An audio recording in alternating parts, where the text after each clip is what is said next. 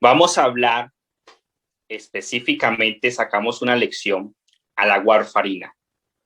¿Y por qué? Porque si hablamos únicamente de la warfarina, eso nos va a permitir afianzar lo que hemos aprendido en lecciones anteriores.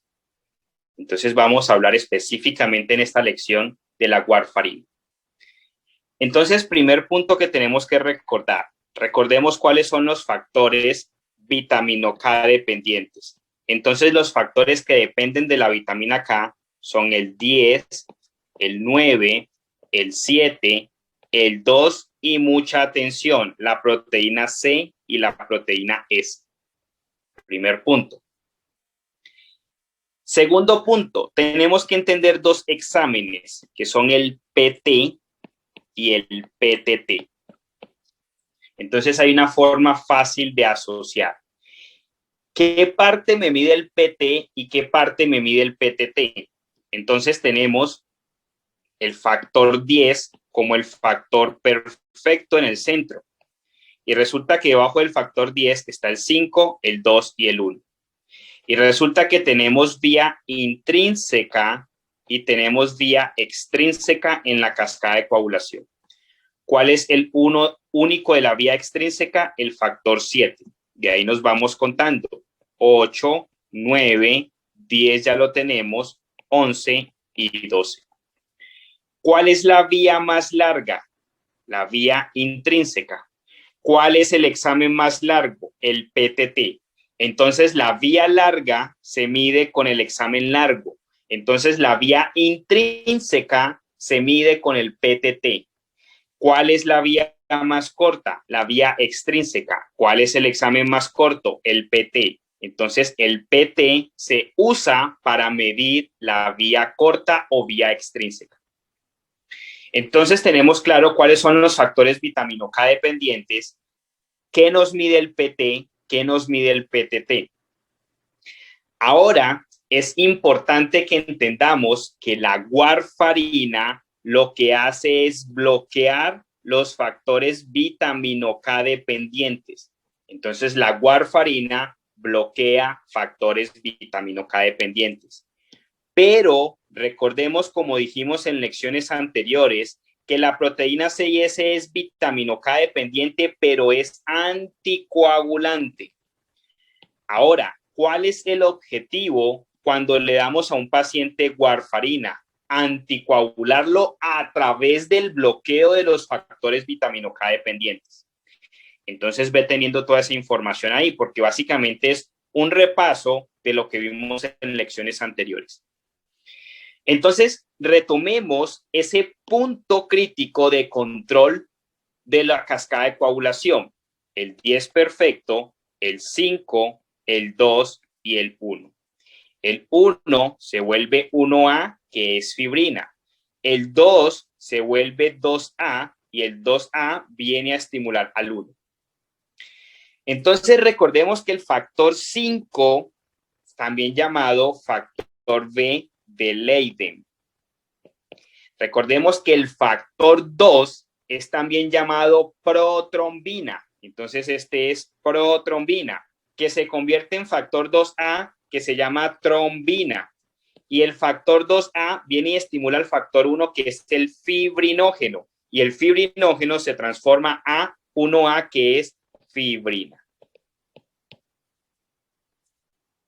Ahora recordemos que hay dos puntos de regulación importante aquí, en el factor 5 y en el factor 2. El factor 5 lo bloquea la proteína C y S. El factor 2 lo bloquea la antitrombina. Y recordemos que tenemos factores vitamina K dependientes, 10, 9, 7, 2 y proteína C y S.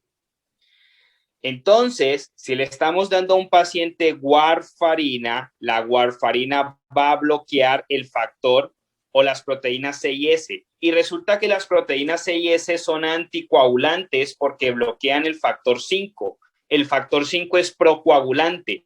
Si tú bloqueas un factor que es anticoagulante, estás creando más coagulación. Pero si le estamos dando la warfarina al paciente para generar anticoagulación y al bloquearle el factor 6S estamos generando más coagulación, estamos generando todo lo contrario a lo que deseamos. Entonces, volvámoslo a ver aquí en un tablero limpio. Entonces, recordemos, tenemos factor 5 y factor 2. Vamos resumiendo. Primero hablamos de la cascada completa, 10, 5, 2, 1, 12, 11, 9, 8 y 7. Después sacamos solamente el 10, 5, 2 y 1. Y ahora nos enfocamos solamente en el 5 y en el 2. Entonces, el 5 es bloqueado por la proteína 6S. El 2 es bloqueado por la antitrombina. Eso quiere decir que esta sección es anticoagulante. Esta sección, coloquémoslo en otro color, esta sección es procoagulante.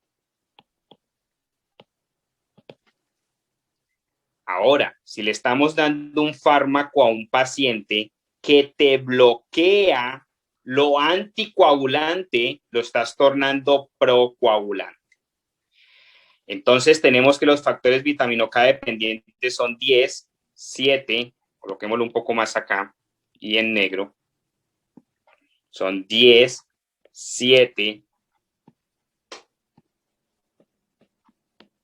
y 2, 10, 9, 7, 2, proteína C y S.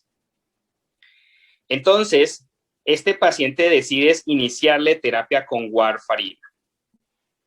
Cuando al paciente se le da warfarina, la warfarina se va bloqueando los factores de atrás hacia adelante. Es decir, se viene y bloquea la proteína C, después la S, después la C, después el 2, después el 7, después el 9 y por último el 10.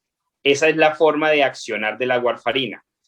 Pero recuerda que cuando inicia bloqueando la proteína C y S, está bloqueando la anticoagulación y le estamos dando warfarina por anticoagulación. Es decir, en vez de hacer anticoagulación, lo estamos colocando procoagulante. Esa es la razón por la cual en las primeras 24 a 72 horas a un paciente que se le inicia terapia con warfarina, hay que colocarle concomitantemente heparinas, porque esas primeras 24 a 72 horas, aparte de que no lo estás anticoagulando todavía, lo estás tornando más procoagulante. Entonces, el inicio de la terapia con warfarina en un paciente que quieres anticoagular, en esas primeras 72 horas lo pones más coagulante. Por eso se le da terapia concomitante en las primeras 72 horas con heparina. Punto importante. Y además aparecen dos puntos importantes. Aparece la necrolisis dérmica o epidermolisis. ¿Qué sucede? Como en las primeras 72 horas le estás bloqueando al paciente unas proteínas que son anticoagulantes, tiene más riesgo ese paciente de que en el vaso sanguíneo te haga estado procoagulante, te haga trombos. ¿Qué sucede si la sangre que viene aquí con oxígeno no es entregada a la célula? Te hace estados de hipoxemia y eso te lleva a necrosis. Entonces, los pacientes en las primeras 72 horas, por exceso de bloqueo de la proteína C y S con la terapia de warfarina, te puede estar haciendo estados de epidermolisis o necrosis lipídica o dérmica. Importante. De esta forma, hemos hablado de la warfarina como punto importante para el examen.